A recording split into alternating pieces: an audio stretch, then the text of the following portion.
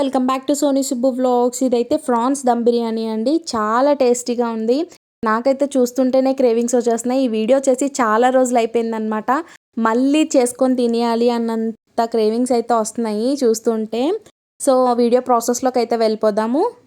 France తెచ్చుకుంటే cleaning process అనేది చాలా ఎక్కువ ఉంటుందండి.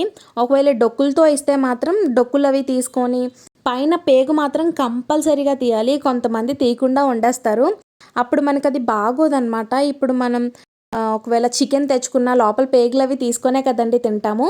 అలాగే ఫ్రాన్స్ కూడా పేగులు ఉంటాయి అన్నమాట. మధ్యలో ఇలా కట్ చేసుకొని పేగు అయితే తీసి పక్కన పడేసి సాల్ట్ ఇంకా పసుపు వేసుకొని నీట్గా క్లీన్ చేసేసుకుంటే మనకి అందులో ఏమైనా ఉంటే పోతుందండి.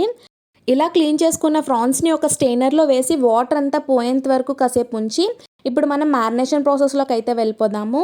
ఒక 5 మిరియాలు, ఇంకా కొంచెం సాజీరా, కొంచెం సోంపు, 4-5 లవంగాలు, ఇంకా దాల్చిన చెక్క, స్టార్ అనాస్, యాలకులు, ఇలాగ మీ దగ్గర ఏ మసాలా దినుసులు అయితే ఉంటాయో అవన్నీ కొంచెం కొంచెం వేసుకొని, కొంచెం గరం మసాలా పౌడర్ ఇంట్లో తయారు చేసుకున్నది, జీరా ధనియా పౌడర్ 1 టేబుల్ స్పూను, పచ్చికారం మీకు సరిపడినంత, కారానికి సరిపడినంత అయితే వేసుకోండి, సాల్ట్ వేసుకోండి, కొంచెం చిటికడంత పసుపు వేసుకోండి, అల్లం వెల్లుల్లి పేస్ట్, పచ్చిమిర్చి, కొత్తిమీర, పుదీనా ఇవన్నీ వేసిన తర్వాత బాగా మసాజ్ చేయాలండి. ఫ్రాన్స్కి బాగా కలపాలన్నమాట. ఎంత బాగా కలిపితే మనం వేసిన మసాలాలన్నీ అంత బాగా పడతాయండి ఫ్రాన్స్కి. ఇలా అంతా బాగా కలిపేసిన తర్వాత ఒక నిమ్మకాయ అయితే తీసుకొని పిక్కలు తీసేసి మనం పిండేసుకోవడమే. నిమ్మకాయ పిండేసుకొని ఒకసారి కలిపేసుకొని కంపల్సరీగా 1 అవర్ అయితే పక్కన పెట్టేసుకోవాలండి. మ్యారినేట్ అవుతుంది అనమాట. బాగా మసాలాలన్నీ ఫ్రాన్స్కి పడతాయి అన్నమాట మనం ఇలా మ్యారినేట్ చేసుకోవడం వల్ల. ఇప్పుడైతే బియ్యాన్ని మనం ఎప్పుడైతే మ్యారినేట్ చేసుకుంటామో బియ్యాన్ని కూడా అప్పుడే నానబెట్టేసుకొని ఉంచేసుకోవాలి. సండే వచ్చిందంటే చాలు కదండి నాన్ వెజ్కి పెట్టింది పేరు. సరే నాన్ వెజ్ తెచ్చుకున్నాము, దాంతో ఆగుతామా, బిర్యానీ కూడా చేసుకోవాలనిపిస్తుంది దాంతోపాటు. మనకున్నదైతే ఒకటే జన్మ, నాలుగైతే కట్టుకొని కూర్చోలేం కదండి. ఇది తినకూడదు, అది తినకూడదు, అది తినొచ్చు, ఇది తినొచ్చు, ఇది తినాలి, అది తినాలి అని. మనం ఆరోగ్యంగా ఉన్నంతకాలం ఏ తినాలనిపిస్తే అది తినేయాలండి. నోరు ఎప్పుడు కట్టుకొని కూర్చోకూడదు. సరే ఇంకా సోది ఎక్కువైపోయింది కానీ మళ్ళీ ప్రాసెస్లోకి అయితే వెళ్ళిపోదాము. ఇప్పుడు మనం రైస్ అయితే వండుకోవడానికి నీళ్ళు అయితే మరగబెట్టుకుందామండి. నీళ్ళు పెట్టుకొని ఒక తెపాల్లో వేసుకొని దాంట్లో నేను చూపించిన మసాలా దినుసులు అంటే దాల్చిన చెక్క, లవంగాలు, యాలకులు, జాపత్రి, కొంచెం సోంపు, సాజీరా, గరం మసాలా పౌడరు, ఇంకా కొత్తిమీర, కరివేపాకు కాదు పుదీనా, పచ్చిమిరపకాయలు, ఇంకా మీ దగ్గర ఏ మసాలా దినుసులు ఉంటే ఆ మసాలా దినుసులు అన్నీ వేసేసుకొని సముద్రం నీళ్ళు ఎంత ఉప్పగా అయితే ఉంటాయో అంత ఉప్పు వేసుకొని నీళ్ళు కాగనిచ్చుకోవాలండి. బాగా మరిగించుకోవాలి నీళ్ళు. ఆ నీళ్ళు మరిగిన తర్వాత మనం ఏదైతే నానబెట్టి పెట్టుకున్నామో గంట ముందు బాస్మతి రైస్, ఆ బాస్మతి రైస్ని అయితే వేసేసుకొని 80% వరకు ఉడికించుకోండి బాగా. 80% అంటే మీకు అర్థమైపోతుందండి. ఒక అన్నం మెతుకు తీసుకొని నోట్లో పెట్టంగానే మనకి పలుకు అనిపించదు, అలాగని ఉడికినట్టు కూడా అనిపించదు. అలా ఉడికి ఉండాలన్నమాట మనకి అన్నం మెతుకు అయితే. దీంట్లో కొంచెం ఒక స్పూన్ ఆయిల్ అయితే వేసుకొని అన్నం అయితే వార్చేసుకోవాలండి. ఈ అన్నాన్ని అయితే స్టెయినర్లో వేసుకోండి మీకు నచ్చినట్టు, లేదంటే వార్చేసుకోండి. ఇప్పుడైతే ఈలోపు మనం అన్నం వారేలోపు మనం కొంచెం ఫ్రైడ్ ఆనియన్స్ అయితే రెడీ చేసుకుందాము. ఉల్లిపాయ ముక్కల్ని సన్నగా తరుక్కొని కొంచెం సాల్ట్ వేసుకొని బాగా ఉల్లిపాయల్ని పిసికేస్తే మనకు అందులో ఉన్న వాటర్ అంతా పోతుందండి. బాగా ఆయిల్ మరిగించుకొని ఆయిల్ మరిగిన తర్వాత ఏవైతే మనం పిసుకొని పెట్టుకున్నామో ఉల్లిపాయలు, ఆ ఉల్లిపాయలను అయితే ఇందులో వేసి గోల్డెన్ బ్రౌన్ వచ్చేంత వరకు ఫ్రై చేసుకోవాలండి. అలా తిప్పుకుంటూ మరీ మార్చేవద్దు, ఇలాగైతే దించేసుకోండి. ఈ వేపిన ఉల్లిపాయలను అయితే తీసుకొని పక్కన పెట్టుకొని అడుగు మందంగా ఉన్న బిర్యానీ బేసిన్ ఉంటుందండి, అదైతే తీసుకోవాలి. మనకి దమ్ పెట్టేటప్పుడు అడుగు మందంగా అంటే కిందన దల్సరిగా ఉన్న పెనం అయితే మనకి కింద ఏమీ మాడదనమాట. ఈ ఫ్రాన్స్ కానీ చికెన్ వేసినా ఏదేసినా మాడకుండా చక్కగా వస్తుంది. అదే పల్చగా ఉంటే తొందరగా మాడిపోతాయి.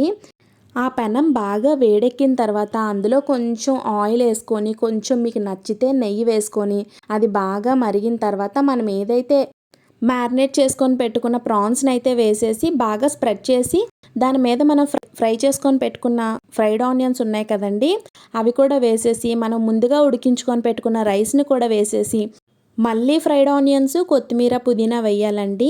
మళ్ళీ మిగిలిన రైస్ని కూడా వేసేసి ఫ్రైడ్ ఆనియన్స్, కొత్తిమీర, పుదీనా వేసి ఇలా మనం ఏదైతే మ్యారినేట్ చేసుకున్న గిన్నె ఉంటుంది కదండి, ఆ గిన్నెలో ఉన్న వాటర్ వేస్ట్ అవ్వకుండా దాంట్లో కొంచెం నీళ్ళేసి ఇలాగ స్ప్రెడ్ చేసేయాలండి ఆ బిర్యానీ దమ్ పెట్టే దాంట్లోని.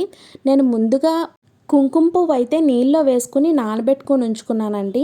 ఆ కుంకుమ పువ్వు నీళ్ళు కూడా ఇలా కొంచెం స్ప్రెడ్ చేసేసి పైన కూడా కొంచెం ఫ్రైడ్ ఆనియన్స్, కొత్తిమీర, పుదీనా వేసి కొంచెం గరం మసాలా పొడి ఉంటుంది కదండి, గరం మసాలా పొడిని అయితే బాగా స్ప్రింకిల్ చేసుకోవాలి. మొత్తం ఈవెన్గా స్ప్రెడ్ అయ్యేలాగా స్ప్రింకిల్ చేసుకున్న తర్వాత ఫైనల్గా ఒక 2 to 3 టేబుల్ స్పూన్ అయితే నెయ్యి పైన ఇలాగ స్ప్రెడ్ చేయాలండి. నెయ్యి కంప్లీట్గా రైస్ అంతాగా చుట్టూ కొంచెం కొంచెంగా వేసుకోవాలన్నమాట.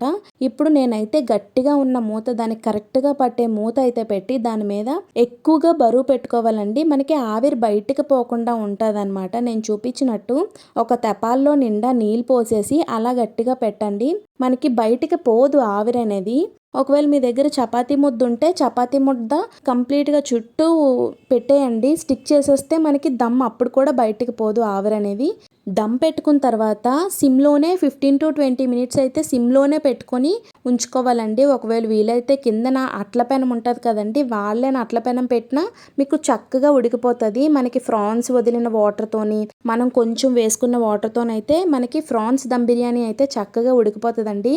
చూసారు కదా, నా ఫ్రాన్స్ బిర్యానీ అయితే రెడీ అయిపోయింది. మీలో ఎంతమందికి ఫ్రాన్స్ దమ్ బిర్యానీ అంటే ఇష్టం కామెంట్ బాక్స్లో కామెంట్ చేయండి. పొడి పొడిగా చాలా బాగా వచ్చింది కదండి, నాకైతే చాలా నచ్చింది. మరి మీకు నా బిర్యానీ చూస్తే ఎలా అనిపించిందో కామెంట్ బాక్స్లో కామెంట్ చేయండి. చూడడం ఒక్కటే కాదు, చేసి కూడా ఎలా వచ్చిందో చెప్పండి. దమ్ పెట్టే పెనం మీద ఒకవేళ పల్చగా ఉంటే కింద అట్లరేకు ఉంటుంది కదండి, దల్సరిది వాడలేని అట్లరేకు పెట్టుకొని దమ్ పెట్టుకోండి. మీకు కిందనున్న ఫ్రాన్స్ అయితే మాడకుండా వస్తాయి అన్నమాట. వీడియోని చూస్తూ లైక్ చేయకపోతే please do like, share and subscribe. నా వీడియోస్ చూస్తూ నన్ను సపోర్ట్ చేస్తున్న వాళ్ళందరికీ పేరు పేరున చాలా చాలా థ్యాంక్స్ అండి. ఈ ఫ్రాన్స్ దమ్ బిర్యానీ మీకు నచ్చినట్టయితే మీ ఫ్రెండ్స్ అండ్ ఫ్యామిలీ మెంబర్స్కి అయితే షేర్ చేయండి. మీరు షేర్ చేయడం వల్ల, లైక్ చేయడం వల్ల నాకైతే వీడియో ఇంకా ముందుకు వెళ్ళే ఛాన్సెస్ ఉన్నాయి. Bye bye.